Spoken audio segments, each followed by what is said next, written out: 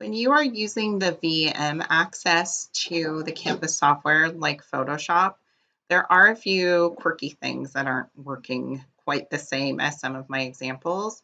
And one of them is the material library, the pattern library that I want you to save. So I have the panel already pulled out from the tab over here and the materials that I've created. So if I go to the traditional way to export the patterns, either I won't be able to, or I might get the circle with the slash through it error message. So nothing will happen.